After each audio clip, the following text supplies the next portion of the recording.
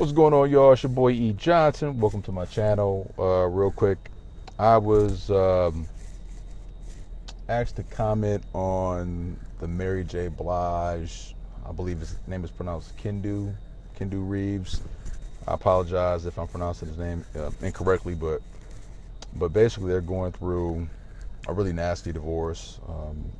Rumors are speculating that Kendu is asking for a lot of money, and he's had lots of extramarital affairs. Basically, he's cheating on Mary J. Blige, and I guess according to her being on the Breakfast Club, I can't say Breakfast Club, she had indicated that it's with someone that they know, and Mary is on there indicating she would have done anything to work on her marriage, and if it would have been with somebody that like a stranger, she would have been willing to work on the marriage, etc. I believe, I want to say, according to her, he put hands on her. So just really messed up situation. And obviously you go to the comment section and you look at what people are saying in the comments, and everyone is on Mary's side. Mary's extremely popular. She's the queen of hip hop, soul, R&B soul. She's a legend. She's an icon in the game. And obviously so many people are, jumping on Mary's side. And then you have comments from a lot of feminists, black feminist women, who are making comments about, Mary should have got her a white man and she'll be better off. And, then you have, some black guys retaliating on there, calling them bitches and saying, we need to be done with, black chicks and all that kind of stuff. And it just really turns into this conversation that is really about nothing productive, right? So anyway, to kind of get back to my point and just kind of my perspective on the whole Mary J. Blige thing and just my opinion, at the end of the day, if what Mary J. is saying, if what she's saying is true, and I don't doubt that some of this stuff is true, but I also have to take into account that they're going through a pretty ugly divorce. And when you are going through a divorce, or you're going through a situation, and obviously you're in the public eye, and you're dealing with a lot of money, you have to make yourself, in some regard, look like the person that got stepped on. Put yourself more so in the victim category. Now, again, I'm not saying that Mary is 100% wrong, because I do believe that everything that she's saying is not 100% false. But again, I'm not necessarily sure how 100% true it is either. I have not heard Kendu Reeves' side of the story, so I really don't know. And I'm not going to necessarily say I don't care either, but I'm just basically giving my perspective. For me, number one, when you are in a marriage, it takes two to tango. I'm pretty sure that he could say a lot of things about Mary, and I'm sure that, clearly she's saying a lot about him, but I'm sure he could say, things that Mary did to him. He could come out and say Mary did this, Mary did that, a number of different things. And typically when you are in a situation to where you are the most popular person, in this case Mary being a mega star, Kendu kind of looks like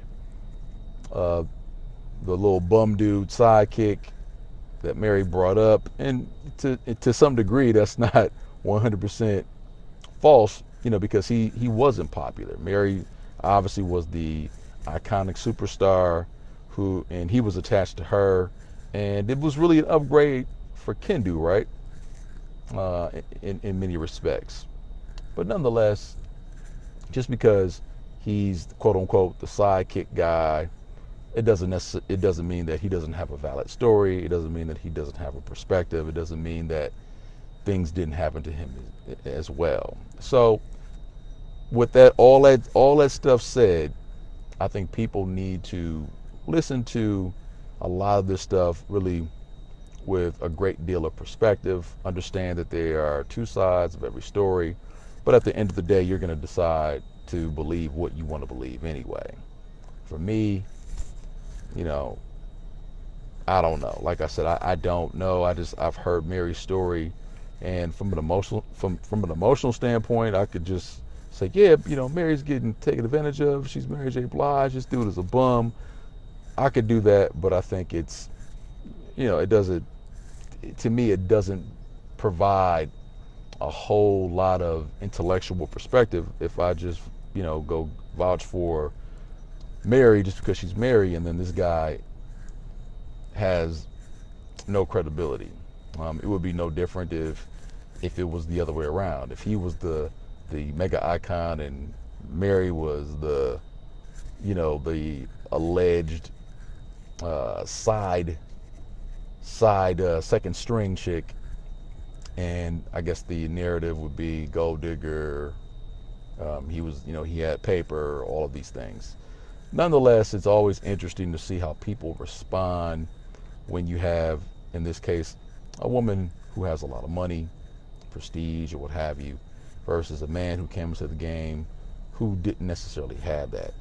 I think also, again, what's very interesting, at least from my perspective, is when you have individuals, really mainly black folks, who I consider as victims of this system, who typically go in and call, Mary black bitches, and it was her fault, or you have people who say this guy was this nigga was a bum, and he didn't have shit. Mary should have did this. When you have those two dynamics, and it's coming from victims of this system, it's very interesting to see how we kind of really placate the issue, and we tend to really side with a lot of the stupidity of the dominant society, who's really done a phenomenal job of training us in terms of how we respond to wealth and prestige, because we so much want to emulate that. We start having these bickering matches between black men and black women that are very non-constructive, and they go absolutely nowhere, and they're stupid, because at the end of the day, at least again to me, black men arguing with black women, vice versa, is to me like two rape victims, saying that someone ripped my asshole apart more, my asshole got ripped apart more so than your asshole.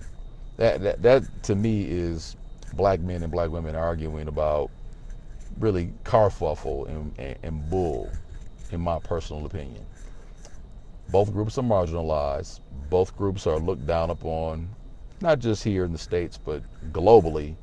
And we're arguing about something that really is not of any great concern. And then we start, putting each other down just because we want to feel ingratiated by white society. So that's all I really got. But at the end of the day, I just tell people, make sure when you hear any celebrity or people that are in the limelight, or whomever, even if it's not a celebrity, just people that you may know, make sure that you have all of the facts before you form a conclusion about anything. And then when you do get the facts, always provide perspective.